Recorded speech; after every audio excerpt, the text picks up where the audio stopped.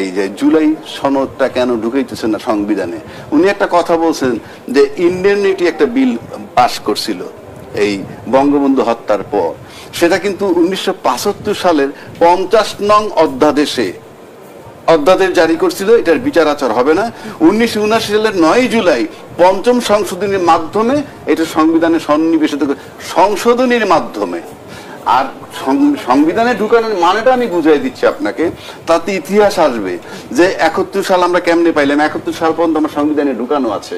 এই 71 সালে আমরা একটা ভূখণ্ড পেয়েছিলাম, তারপর 2024-এ এই ভূখণ্ডটা যারা নিজেদের পারিবারিক সম্পত্তি হিসেবে দখল রাখছিল সেই দখলদারকে উচ্ছেদ করা হয়েছে, এবং সেইটা সংবিধানের ভিতরে ঢুকিয়ে আজকে যে আমাদের যে সংবিধানটা দাঁড়াইলো 2024-এ 71-এর সাথে এইটা যোগ হবে, যোগ হয়ে সংবিধানের পটভূমি আসবে। এই সংবিধানটা আজকে এখানে আসছে, এটা অধ্যাদেশ সব সংশোধনী হবে না, ওই পঞ্চদশ সংশোধনীর মধ্যে সংশোধনী হবে না, আপনি এটা চেঞ্জ করতে পারবেন না। অর্থাৎ 71 সালে যেমন গণহত্যা হয়েছে, প্রচুর লোক এই দেশে মারছে, এবং মারার পর সেই মাইর খাওয়ার পর এবং এখানে দালালিও যারা করছে, সব কিছু মিলে 71 সাল পর্যন্ত আসছে।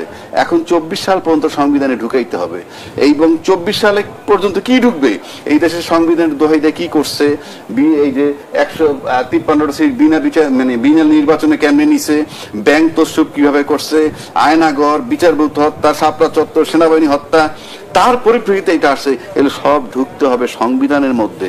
যে 24 হইল কেন, এই হইল কেন, এই পটভূমি থাকলে এদের বিরুদ্ধে আপনি আর কোনোদিন দাঁড়াইতে পারবেন না, বা কোনো আইনের আশ্রয় নিতে পারবেন না। কেন? জাতির স্বার্থে করছে, কারণ সারা বাংলাদেশ একসেপ্ট করছে।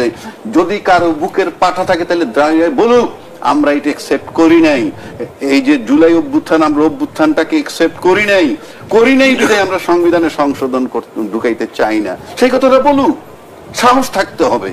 আপনি ইদানিং সম্প্রতিকালে বলা হইতেছে যদি জুলাই সংশোধনী না হয়, জুলাই যদি চার্টার না হয় এবং সংবিধানে সন্নিবেশিত না হয়, এটার ভিতর না ঢোকে, দায় দায়িত্ব সরকারের। আর তার আপনি শিফট করে যাচ্ছেন, সরকারকে দায় দায়িত্ব দিবেন কেন? সরকারের তো কোনো রোলই নেই এখানে।